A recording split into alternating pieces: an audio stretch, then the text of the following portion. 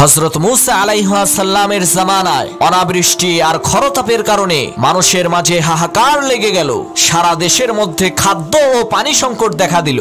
রোদের উত্তাপে গাছের পাতাগুলো নুয়ে পড়ল, গৃহপালিত পশুগুলো মৃত্যুমুখে দাবিত হলো। এই দৃশ্য দেখে হযরত মুসা আলাইহিস সালাম তার উম্মতদেরকে সাথে নিয়ে বিশাল এক ময়দানের মধ্যে নামাজ পড়ে মহান আল্লাহ তাআলার দরবারে বৃষ্টির জন্য দোয়া করলেন। কিন্তু দোয়া করার পর রোদের তাপ আরো বেড়ে গেল। হযরত মুসা আলাইহিস সালাম অবাক হয়ে আল্লাহ তাআলাকে বললেন, আল্লাহ ইয়া রাব্বাল আলামিন, প্রচন্ড তাপদাহে আমরা শেষ হয়ে যাচ্ছি। অসহ্য গরমের কারণে আমাদের জান কণ্ঠনালীতে এসে গেছে।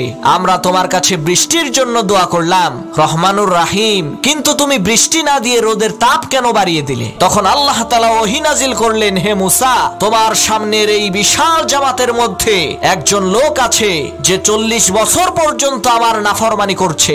একটি মুহূর্তের জন্য সে আমার নাফরমানি থেকে গাফেল হয়নি। এই লোকটির জন্যই আমি বৃষ্টি বন্ধ করে দিয়েছি। এই লোকটিকে তোমাদের এই জামাত থেকে বের হয়ে যেতে বলো, না হয় তোমাদের দোয়া কবুল করা হবে না। তখন মুসা আলাইহিস সালাম বললেন, হে আল্লাহর নাফরমান বান্দা, তুমি যেই হও না কেন, তুমি এক্ষুনি আমাদের এই মজলিস থেকে বের হয়ে যাও। তখন সেই গুনাহগার লোকটি মনে মনে চিন্তা করলো, আমি যদি এখন এইখান থেকে সবার সামনে বের হয়ে যাই, তাহলে সবাই আমাকে চিনে ফেলবে।